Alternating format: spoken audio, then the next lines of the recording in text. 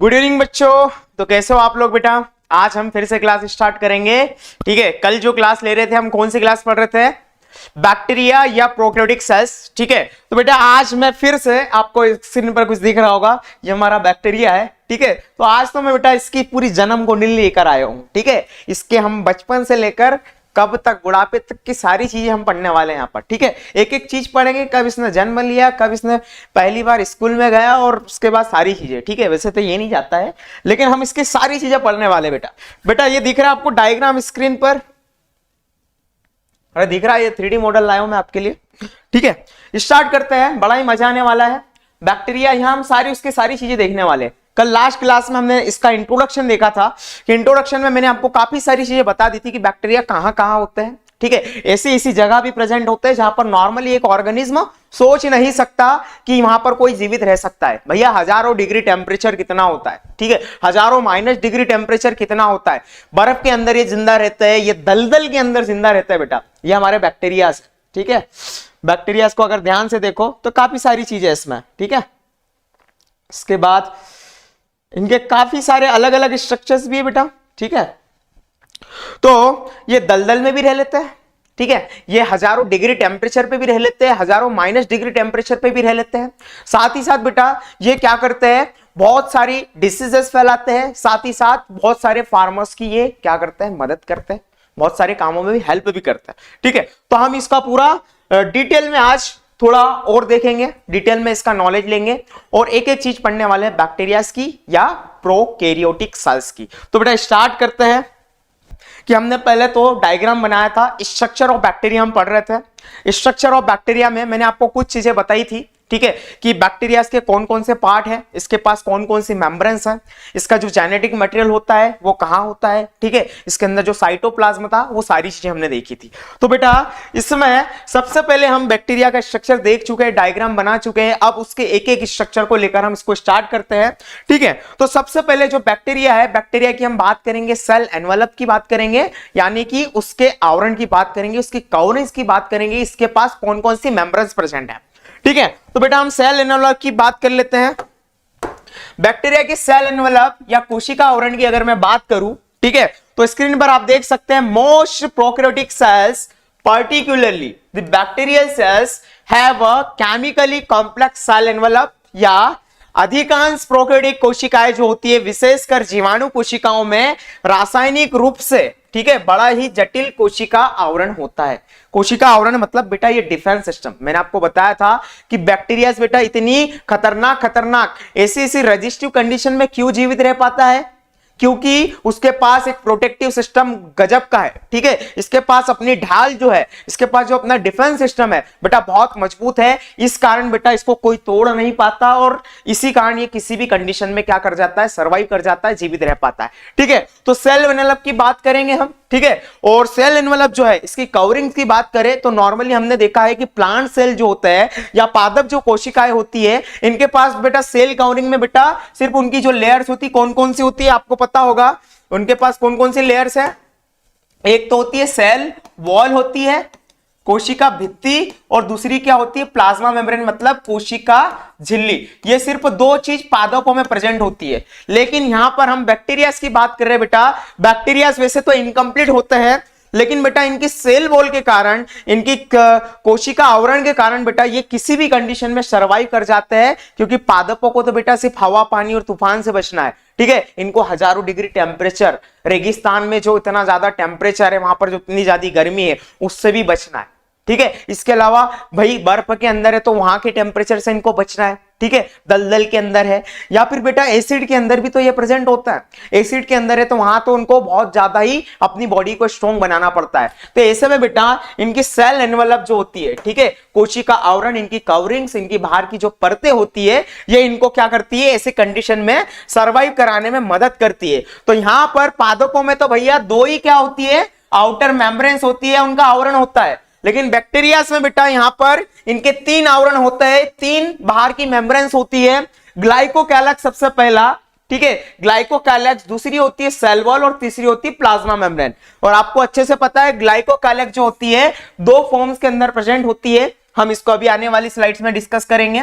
ठीक है, ग्लाइकोकैलक्स बेटा एक स्लाइम या चिपचिपी लेयर होती है, स्लाइम या चिपचिपी लेयर होती है, ठीक है। ये बैक्टीरिया को बेटा जैसे कहीं गर्मी में प्रेजेंट होते होंगे ये बैक्टीरिया, तो उनको सूखेपन से बचाती है, ठीक है। नॉर्मली बेटा हम गर्मी रहे तो हमारे खुद के पसीने छूट जाते, जब बैक्टीरिया ऐसे उल्टी सीधी कंडीशन में रहेगा तो क्या वो सूखेगा नहीं, इसलिए उसको ये चिपचिपी लेयर जो ऑयली होती है, ठीक है, वहां पर लिपिड्स की मात्रा या वसा की मात्रा ज्यादा होती है, ठीक है, तो ये उनको बचाती है, ठीक है। इसके बाद कोशिका भित्ति यानी सेल वॉल, ठीक है। यहां पर मैंने आपको बताया था कि सेल वॉल बड़ा ही इंपॉर्टेंट रोल अदा करती है, ठीक है। बैक्टीरिया ऐसे ही सभी जगह नहीं प्रेजेंट है बेटा, मिट्टी में, पानी में, या अपने मिट्टी में, पानी में, या फिर अपने क्या बोलते हैं, मिट्टी हो गई, पानी हो गया, या वायु, ठीक है, हमारी एयर, सभी जगह प्रेजेंट है। जैसे हमारे भगवान प्रेजेंट होते हैं, कण कण में व्याप्त होते हैं, ठीक है, उसी तरह बेटा हमारे बैक्टीरियाज भी ऐसे ही नहीं सभी जगह प्रेजेंट है, ठीक है। तो इनके पास जो सेल वॉल होती है या इनकी कोशिका भित्ति जो होती है, एक बहुत ही बड़े केमिकल सब्सटेंस से मिलकर बनी होती है। मैंने लास्ट क्लास में बताया था आपको, पेप्टाइडोग्लाइकेन। पेप्टाइडोग्लाइकेन बेटा बहुत बड़ा केमिकल सब्सटेंस होता है जो कि नाग और नाम जैसे बड़े बड़े अमाइनो शुगर से मिलकर बना होता है। नाग मतलब एनएसिटाइल ग्लूकोज अमाइन, ठीक है, और वहीं अगर नाम की बात करूं तो एनएसिटाइल म्यूरेमिक एसिड। ये बड़े केमिकल सब्सटेंसेस होते हैं बेटा जो इनकी कोशिका भित्ति को या इनकी सेल वॉल को बनाते हैं, और यही सेल वॉल जो होती है इनका डिफेंस सिस्टम होता है, इनका मजबूती का कारण होता है कि भाई कितना भी बड़ा युद्ध हो, इनके पास ढाल इतनी मजबूत है, भले ही तलवार इतनी मजबूत नहीं है लेकिन इनकी ढाल मजबूत है, ये अपने आप को बचा सकते हैं,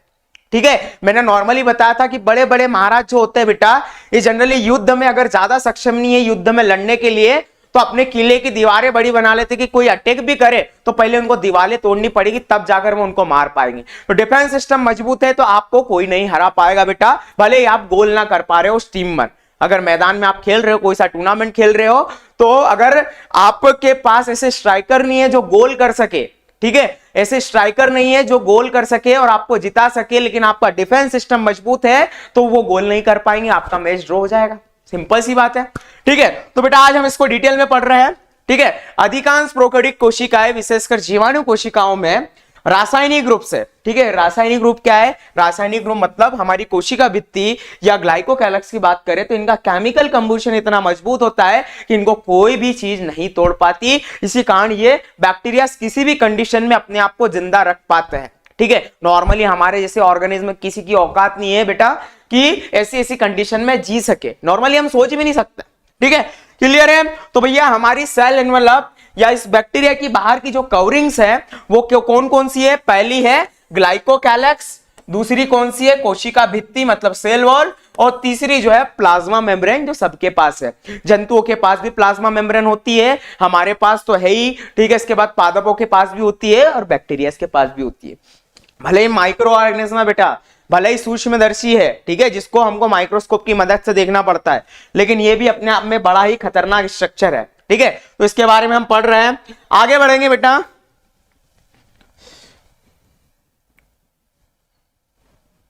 ठीक है, नॉर्मली बेटा हमने 3 लेयर की बात करी अभी, कौन कौन सी, ग्लाइकोकैलक्स, सेल वॉल और प्लाज्मा मेम्ब्रेन। इसको हम बैक्टीरिया के अंदर देख लेते हैं कि ये कहां कहां प्रेजेंट होती है, ठीक है, कहां कहां प्रेजेंट होती है, तो देख लेते हैं, एक सेकंड,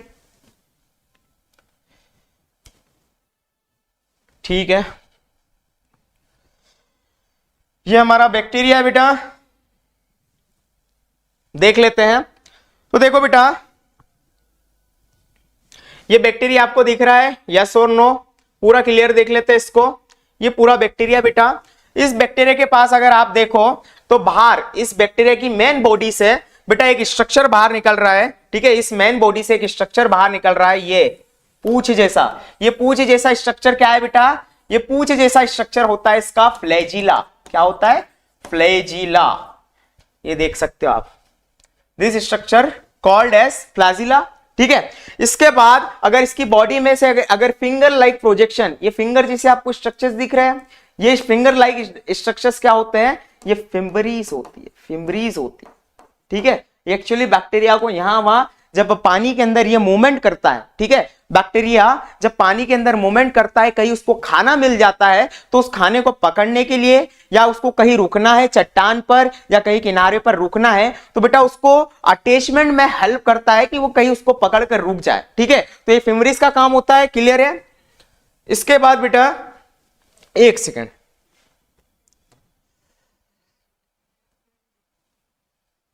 ठीक है,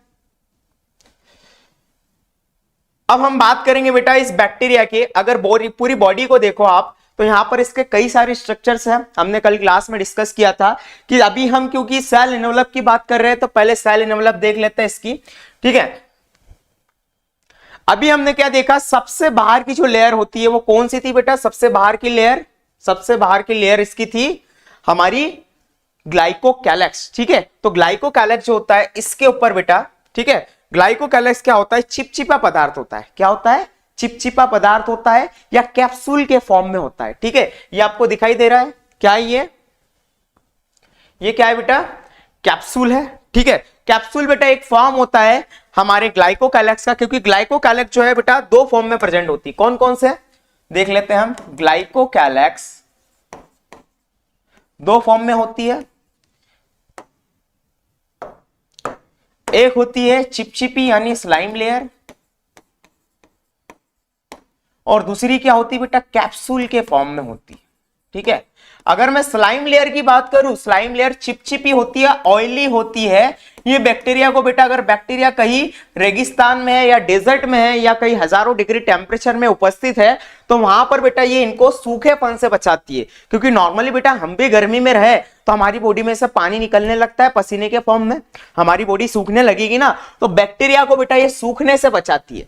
कुछ बैक्टीरिया के अंदर जो ग्लाइकोकैलेक्स होती है बेटा किस फॉर्म में होती है? स्लाइम लेयर के फॉर्म में होती है। ठीक है, और कुछ बैक्टीरिया के अंदर कैप्सूल के फॉर्म में होती है। कैप्सूल जैसा दिखाई देता है बैक्टीरिया। नॉर्मली हमने कैप्सूल खाया है, क्या होता है? इस तरीके का स्ट्रक्चर होता है, यस और नहीं? इस तरीके का स्ट्रक्चर होता है कैप्सूल। अब कैप्सूल बेटा यहां पर कैसे काम करता है? Capsule as a bullet proof jacket जैसा इन बैक्टीरिया के अंदर काम करता है। बुलेट प्रूफ जैकेट मतलब सर भाई, बुलेट प्रूफ जैकेट तो जो हमारे पुलिस होता है या फिर ऐसे कमांडो जो हमारे नरेंद्र मोदी के आइट साइड भागते हैं उनके पास क्या होता है? बुलेट प्रूफ जैकेट होता है, ताकि बुलेट अगर कोई मारे भी दुश्मन तो वो लगती नहीं, हमको नुकसान नहीं होता। ठीक है, तो बैक्टीरिया के पास भी बेटा क्या है? बुलेट प्रूफ जैकेट है कैप्सूल के फॉर्म में। अब एक्चुअली क्या होता है, जब ये बैक्टीरिया क्या होता है बेटा, जब बैक्टीरिया हमारी बॉडी या किसी भी ऐसे पर्सन के अंदर, किसी भी ऐसे ऑर्गेनिज्म के अंदर जब बीमार करने उसको जाते हैं, मान लो हमको कोई बैक्टीरिया बीमार करने आया, ठीक है, तो हमारी बॉडी का भी बेटा इम्यून सिस्टम होता है, हमारे पास भी हमारा सैनिक है, हमारे पास भी हमारा प्रतिरोधक सिस्टम है, इम्यून सिस्टम है जो उनके अगेंस्ट लड़ता है। अरे यस और नो, हमारे पास भी क्या है बेटा? एक इम्यून सिस्टम है जो उनके अगेंस्ट लड़ता है और उनको मारता है। तो बैक्टीरिया जब हमारी बॉडी के अंदर आते हैं और हमारे इम्यून सिस्टम में हमारे WBC, हमारे व्हाइट ब्लड सेल्स, हमारे सैनिक जब इनको मारते हैं, ठीक है, तो उस समय ये कैप्सूल इनको कैसे प्रोटेक्ट करता है? जैसे बुलेट प्रूफ जैकेट ये कैप्सूल उस तरीके से काम करता है। कैसे काम करता है? सब as a bullet proof jacket जैसा काम करता है, ताकि हमारा इम्यून सिस्टम इनको मारे भी तो ये इनको कुछ नहीं होता और ये हमारी बॉडी के अंदर आ जाते हैं। इसलिए हम बोलते हैं ना, हमारी बॉडी, तुमने देखा होगा पहलवान भी हो तो उसको क्या कभी बैक्टीरियल डिसीज नहीं होती है, वो क्या कभी बीमार नहीं होता है, क्योंकि बेटा बैक्टीरिया भी होशियार है। ठीक है, तो ये बेटा उसका कैप्सूल होती है। तो ये हमारी फर्स्ट लेयर थी, कौन सी? ग्लाइकोकैलेक्स, जो हमारे कोशिका आवरण के अंदर आती है, मतलब सेल एनवलप के अंदर आती है। क्लियर है बेटा? अब इसके बाद बेटा हम डिस्कस करेंगे दूसरी लेयर के बारे में, जिसको हम बोलते हैं सेल वॉल। अरे यस और नो? ठीक है, तो अब देखते हैं हम दूसरी लेयर, सेल वॉल। दिख रही है बेटा? ये बैक्टीरिया है, ठीक है, 3D मॉडल है उसका। हम उसको नीचे से ऊपर तक हर चीज देख सकते हैं यहां पर। ठीक है, हर चीज। ज्यादा ही जूम हो गया बेटा, एक सेकंड, इसको पकड़ के लाते हैं। ठीक है, ठीक है, हम इसके अंदर बेटा एक एक चीज देख सकते हैं। जैसे आपको दिख रहा होगा बैक्टीरिया का जो जेनेटिक मटेरियल है, ठीक है, जेनेटिक मटेरियल, सर्कुलर डीएनए भी देख सकते हैं। ये जो इससे आपको दिखाई दे रहे हैं ये क्या कहलाते हैं बेटा? इसके राइबोसोम्स। ठीक है, राइबोसोम्स जनरली 70S टाइप के राइबोसोम्स होते हैं। इसमें जो जेली लाइक सब्सटेंस आपको दिख रहा है बेटा, जिसके अंदर ये जेनेटिक मटेरियल और सारी चीज प्रेजेंट है, ठीक है, ये जेली जेली आपको दिख रही है, यस और नो? ठीक है, ये जो जेली आपको दिखाई दे रही है बेटा, ये जेली क्या है बेटा, ये लिक्विड है जिसको हम क्या बोलते हैं, कोशिका द्रव्य बोलते हैं, या बैक्टीरिया के अंदर का जो मैट्रिक्स है जिसके अंदर उसके जो भी कोशिकांग इसमें होंगे, जैसे इसके पास राइबोसोम ही एकलौता कोशिकांग है, इसके अलावा इसका जेनेटिक मटेरियल जिसको हम न्यूक्लियोइड बोलते हैं वो प्रेजेंट है, ठीक है। इसके अलावा बेटा इसके अंदर कुछ इंक्लूजन बॉडीज होती है वो प्रेजेंट होती है, साथ ही साथ बेटा इसके अंदर एक और चीज प्रेजेंट होती है जिसको हम बोलते हैं प्लाज्मिड्स। क्या बोलते हैं, क्या बोलते हैं बेटा, प्लाज्मिड्स। एक सेकंड, देख सकते हैं हम प्लाज्मिड को भी, ये स्ट्रक्चर जो आपको दिखाई दे रहा है, ठीक है, ये स्ट्रक्चर जो आपको दिखाई दे रहा है बेटा, ये क्या है इसका, ठीक है, ये सर्कुलर स्ट्रक्चर आपको दिखाई दे रहा है क्या बेटा, ये सर्कुलर स्ट्रक्चर इसका क्या होता है, एक्स्ट्रा जेनेटिक मटेरियल होता है बेटा, ठीक है। ये सर्कुलर स्ट्रक्चर इसका एक्स्ट्रा जेनेटिक मटेरियल होता है जिसको हम क्या नाम से जानते हैं, प्लाज्मिड। जिस तरह बेटा हमारे मोबाइल के अंदर नए नए फीचर्स होते हैं, नए नए फीचर्स के कारण हमको नई नई चीजें जानने को मिलती है, उसी प्रकार इस बैक्टीरिया के अंदर बेटा ये प्लाज्मिड क्या करते हैं, इनको नए नए फीचर्स देते हैं बैक्टीरिया को। जैसे हमारी बॉडी में जब आते हैं तो इनको हमारी बॉडी में अगर हम बैक्टीरिया को मारने के लिए जब मेडिसिन खाते हैं तो उन मेडिसिन का असर इनके ऊपर ना हो, ये इतने होशियार किस कारण होते हैं, इन प्लाज्मिड के कारण होता है। एक्चुअली मेन जेनेटिक मटेरियल जो हमारा न्यूक्लियर मटेरियल होता है उसके साथ में एक्स्ट्रा पड़े हुए होते हैं ये प्लाज्मिड्स, और ये प्लाज्मिड इनको नए नए फीचर्स प्रोवाइड करते हैं। जैसे इनको फर्टिलिटी भी प्रोवाइड करते हैं, फर्टिलिटी मतलब रिप्रोडक्शन, जब प्रजनन करते हैं तो उसमें मदद करते हैं। इसके अलावा कोई बैक्टीरिया जब क्या करता है, डीएनए रेप्लिकेशन करता है या पार्शियली सेक्सुअल रिप्रोडक्शन करता है, पार्शियली मतलब वो एक्चुअली बैक्टीरिया तो लैंगिक प्रजनन करते नहीं है, लेकिन नॉर्मली ऐसा दिखते हैं, करते हुए दिखते हैं कि इनके अंदर सेक्सुअल रिप्रोडक्शन हो रहा है। इसको हम डिटेल में भी पढ़ेंगे प्लाज्मिड को, ठीक है। तो ये भी स्ट्रक्चर हमारे बैक्टीरिया के पास प्रेजेंट होता है, ठीक है। तो सेल डेवलपमेंट में फिर से आ जाते हैं हम एक बार, ठीक है, आपको डिटेयली दिख रहा होगा ये हमारा एक बैक्टीरिया है, ठीक है। सेल डेवलपमेंट में पहली हमने सेल डेवलपमेंट में ग्लाइकोकैलिक्स पढ़ चुके हैं। अब दूसरी मेम्ब्रेन जो हमारे पास प्रेजेंट है बेटा वो कौन सी है, ये है प्रेजेंट, ये हमारी सेल वॉल। कौन सी, ये लेयर आपको क्लियरली दिख रही होगी, लेयर दिख रही है बेटा थर्ड नंबर पर, ये क्या है, हमारी सेल वॉल है। और सेल वॉल के बारे में मैं बता चुका हूं, सेल वॉल जिस चीज से मिलकर बनी होती है उसका नाम क्या है बेटा, सेल वॉल किस चीज से मिलकर बनी है, पेप्टाइडोग्लाइकेन, पेप्टाइडोग्लाइकेन। पेप्टाइडोग्लाइकेन ऐसा केमिकल सब्सटेंस है जो दो चीजों से मिलकर बना होता है, और ये दो चीजें कौन कौन सी बेटा, एक होती है नाग, लिख लेना बेटा बड़ा इंपॉर्टेंट है, और एक होती है नाम, ठीक है। ये क्या है, केमिकल्स है। जनरली क्या होती है बेटा, ये अमाइनो सुगर्स होती है।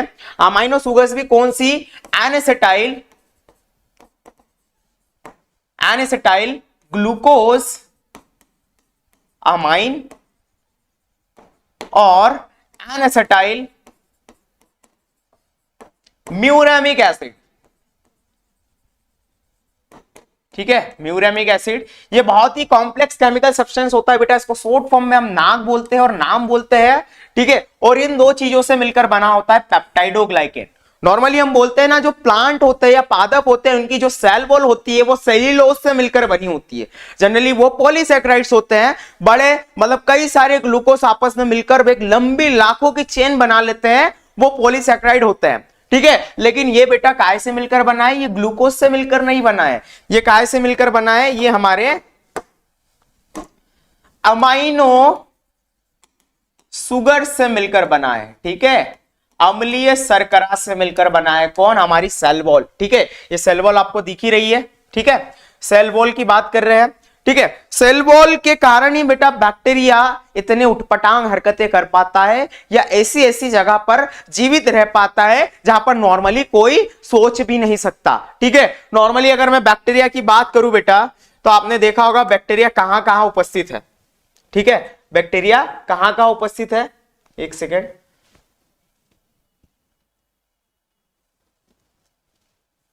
आजा वापिस, आ गया आ गया आ गया, तुझे अब छोटा करना पड़ेगा।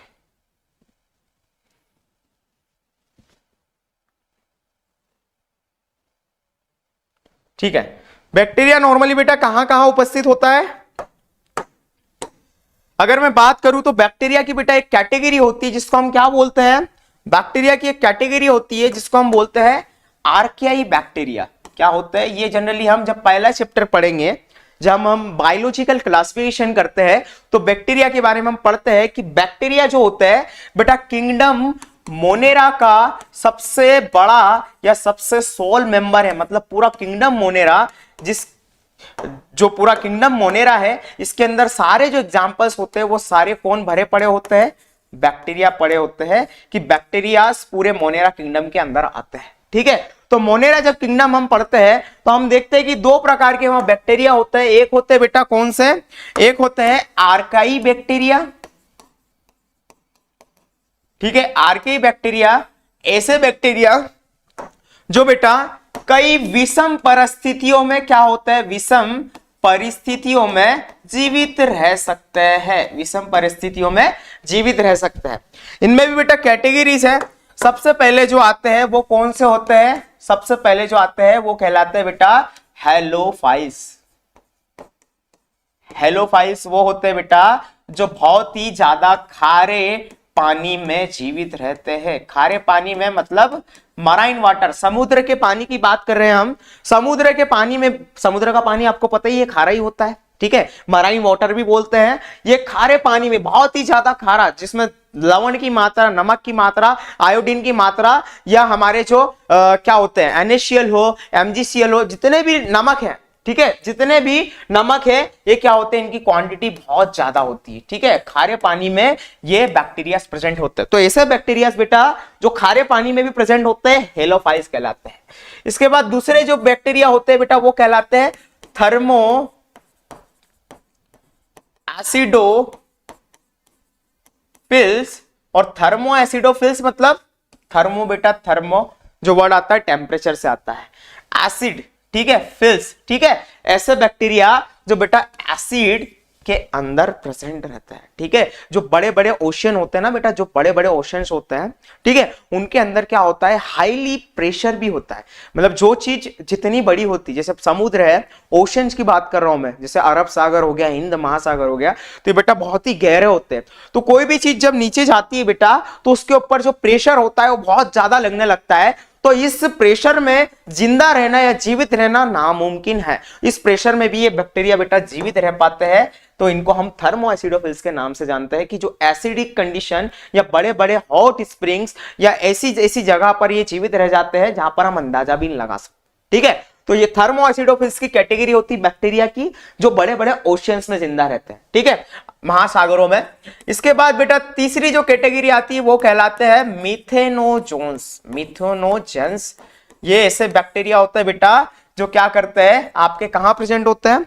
मिथेनोजेंस की बात करूं मैं तो मिथेनोजेंस बेटा आपके जो आपने गाय देखी है, भैंस देखी है, ठीक है, ये ऐसे ऑर्गेनिज्म के अंदर रहते हैं जो क्या करते हैं? जनरली अपना खाना खा लेते हैं, उसको फटाफट मतलब खा लेते हैं और फिर उसके बाद धीरे से उनको बाद में बैठ के चबाते हैं। नॉर्मली बोलते हैं ना कि जिसको नहीं मिलता, जो भुक्कड़ होता है पहले फटाफट खा लेता है। ठीक है, मतलब बस भर लेता है। ठीक है, उस तरीके से यहां पर जो मिथेनोजेंस होते हैं, या भैंस की बात करें, गाय की बात करें या बैल की बात करें, तो बेटा ये क्या करते हैं? ये रूमिनेंट एनिमल्स कहलाते हैं। ये एनिमल्स कैसे कहलाते हैं? रूमिनेंट एनिमल्स कहलाते हैं। अब रूमिनेंट एनिमल्स क्या होते हैं? रूमिनेंट एनिमल्स बेटा या जंतु वो होते हैं जो पहले अपना खाना क्या कर लेते हैं? नॉर्मली बड़ा बड़ा जो भोजन का पदार्थ होता है उसको खा लेते हैं, घास फूस खा लेते हैं, ठीक है, बड़ी बड़ी चीजें खा लेते हैं और उसको अच्छे से चबाते नहीं है, अपने पेट में ले लेते हैं। मतलब बोल सकते हैं इनके पास दो प्रकार के स्टमक होते हैं। ठीक है, दो प्रकार का इनके पास क्या होता है? आमाशय होता है जो पहले ले लेता है, फिर बाद में इसको क्या करते हैं? धीरे से अपने माउथ में लाते हैं और उसको छोटे छोटे टुकड़ों में कन्वर्ट करते हैं ताकि प्रॉपर डाइजेशन हो सके।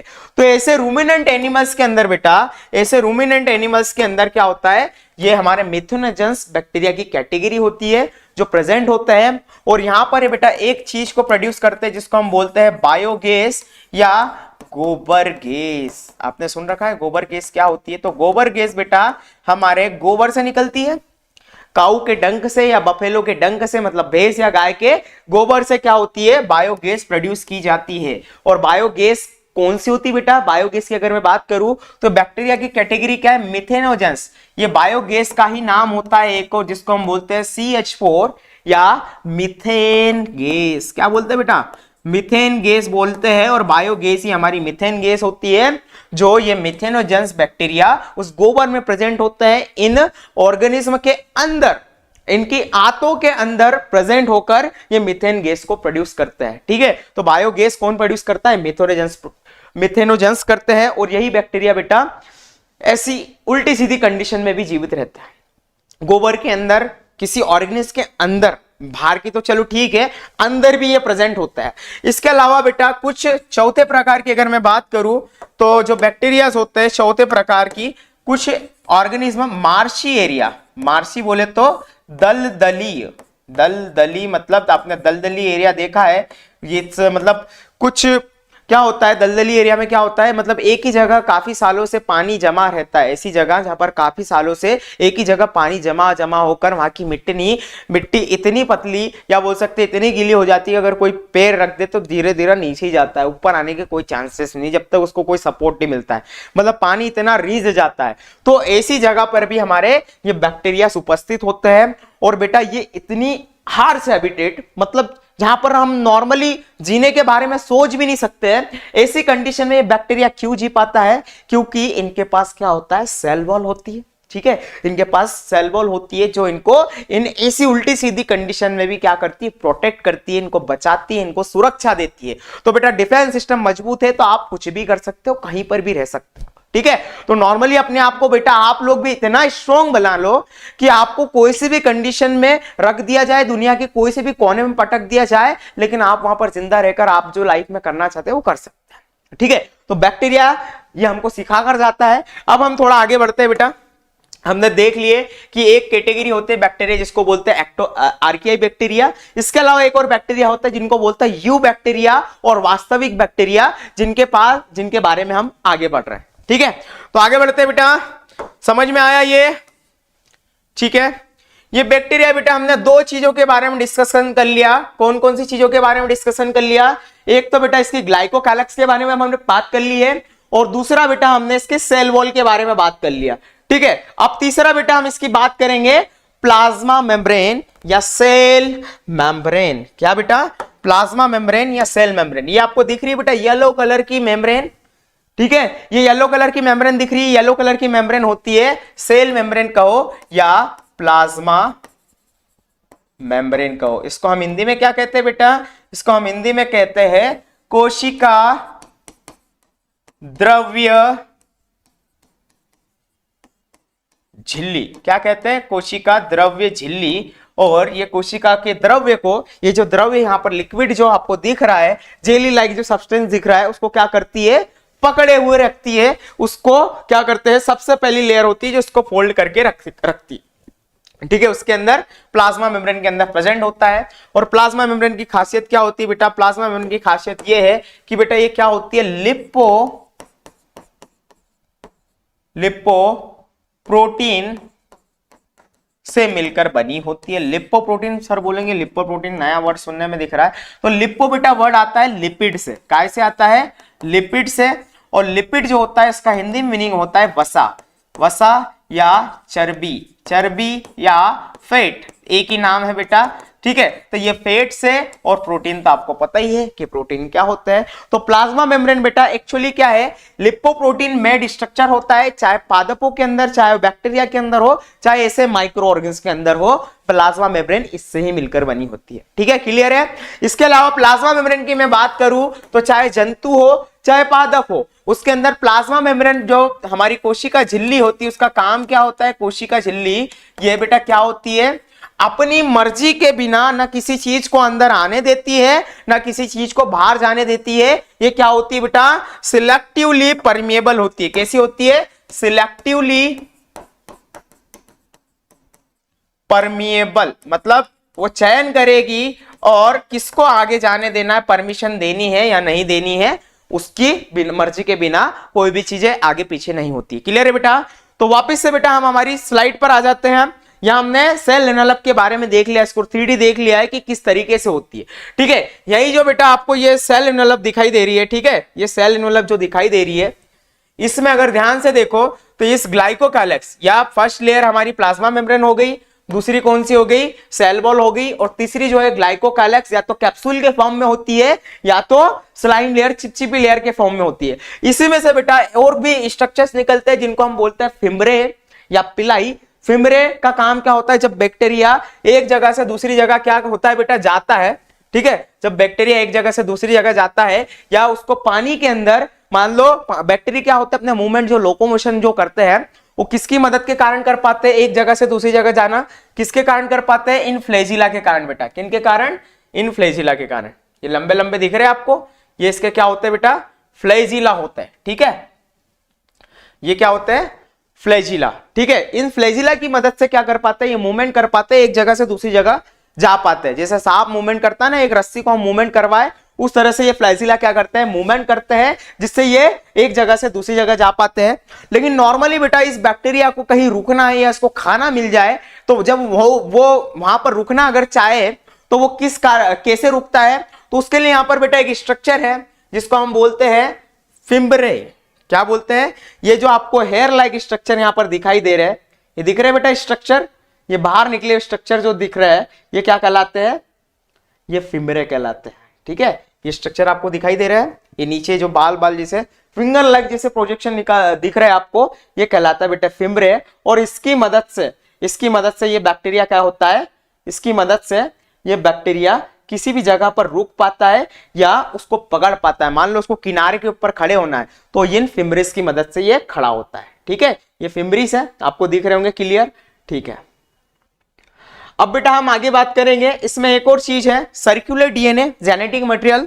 नॉर्मली कोई भी ऑर्गेनिज्म होगा उसके पास जेनेटिक मटेरियल होगा, तो बेटा इसके पास भी जेनेटिक मटेरियल होता है, सर्कुलर डीएनए होता है, मतलब गोलाकार इसके पास जेनेटिक मटेरियल होता है। और क्या होता है, डबल स्ट्रैंडेड होता है। ये जो जेनेटिक मटेरियल होता है किस तरीके का होता है, डबल स्ट्रैंडेड होता है, इस तरीके से देख लेते हैं हम, इस तरीके से होता है डबल स्ट्रैंडेड।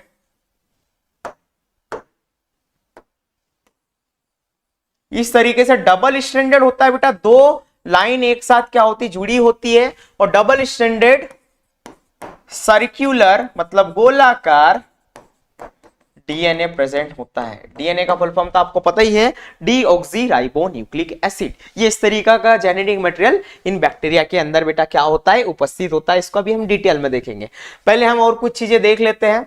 तो ये हमारा एक क्या है, टाइपिकल बैक्टीरिया है जिसको हम नीचे से ऊपर तक देख रहे हैं बेटा, ठीक है। क्लियर है, मजा आ रहा है, आगे बढ़ते हैं, ठीक है।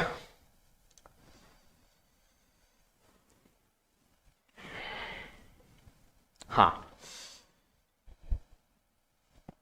तो बेटा हमने देख ली सेल एनवेलप देख लिए है, ठीक है। अब सेल एनवेलप में हम आगे बढ़ेंगे, नेक्स्ट स्लाइड पे चलेंगे। फर्स्ट बेटा हम ग्लाइकोकाइलेक्स को भी अच्छे से देख चुके हैं अभी, कि ग्लाइकोकाइलेक्स जो थी बेटा सबसे बाहरी मेम्ब्रेन थी। क्या थी, सबसे बाहरी मेम्ब्रेन थी, एक सेकंड, ठीक है, सबसे बाहरी मेम्ब्रेन थी ग्लाइकोकाइलेक्स, ठीक है। मैंने आपको बताया था कि ग्लाइकोकाइलेक्स या तो चिपचिपी होती है बेटा या तो कैप्सूल के फॉर्म में होती है, ठीक है। Glycocalyx outermost layer present in two forms, ठीक है, दो रूप में प्रेजेंट होती है। सबसे बाहरी परत दो रूपों में मौजूद है जिसको हम बोलते हैं ग्लाइकोकाइलेक्स, ठीक है। पहली लेयर बेटा कौन सी है इसकी, पहली लेयर है स्लाइम लेयर, स्लाइम लेयर यानी चिपचिपी परत, ठीक है, ये चिपचिपी परत होती है, ठीक है। Present in non pathogenic bacteria, ठीक है, क्या होती है, गैर रोग जनक बैक्टीरिया में मौजूद होती है। गैर रोगजनक मतलब नॉर्मली पहले तो हम समझते हैं कि भैया नॉन पैथोजेनिक की जगह ये जो पैथोजेनिक वर्ड है, पैथोजेनिक वर्ड मतलब, पैथोजेनिक क्या होता है, पैथोजेनिक मतलब जो हमको बीमार कर सकता है। रोगजनक कौन होता है, रोगजनक वो होता है जो हमको बीमार कर सकता है, ठीक है। रोगजनक वही होगा ना, मान लो बैक्टीरिया, अगर मैं रोगजनक की बात करूं, पैथोजेनिक या पैथोजेंस की बात करूं, तो बेटा 5 प्रकार के पैथोजन होते हैं। और वो ये कौन कौन से पैथोजन है, ये पैथोजन है, सबसे पहला तो बैक्टीरिया जिसके बारे में हम डिस्कस कर रहे हैं। दूसरे बेटा क्या होते हैं, वायरस, वायरस बोले तो विषाणु, ठीक है, जीवाणु, विषाणु। इसके बाद बेटा प्लाज्मोडियम। प्लाज्मोडियम आपने सुन रखा होगा कि जो हमारे मच्छर होते हैं, आपने मलेरिया के बारे में सुन रखा होगा, malaria disease is caused by female Anopheles, मतलब एक मच्छर होता है जो कि मादा होती है, ठीक है। फीमेल एनोफिलस एक प्रकार का बैक्टीरिया वायरस होता है, क्या बोलता है, प्लाज्मोडियम होता है। प्लाज्मोडियम क्या होता है बेटा, ये प्रोटिस्टा का हिस्सा है। प्लाज्मोडियम क्या है, ये ऑर्गेनिज्म जो है प्रोटिस्टा किंगडम के अंदर आता है। अभी हम जो बैक्टीरिया पढ़ रहे हैं ये मोनेरा किंगडम का एग्जांपल है, प्रोटिस्टा का एग्जांपल प्लाज्मोडियम। अभी हम जिस चीज के बारे में डिस्कस कर रहे हैं वो है पैथोजेंस की, या पैथोजेनिक। पैथोजेंस क्या होते हैं, जो बीमारी फैलाते हैं किसी ऑर्गेनिज्म में, ठीक है। पैथोजन जो किसी को बीमार कर सकते हैं, और पैथोजेनिक मतलब जो बीमारी फैला रहे हैं, ठीक है। तो बैक्टीरिया, वायरस, प्लाज्मोडियम, इसके अलावा और भी चीजें हैं जैसे वर्म्स, और लास्ट में आती बेटा फंगाई। फंगाई बोले तो कवक, कवक, क्रीमिया। वर्म्स मतलब क्रीमिया आपने देखा होगा, प्लाज्मोडियम, ठीक है। इसके बाद विषाणु,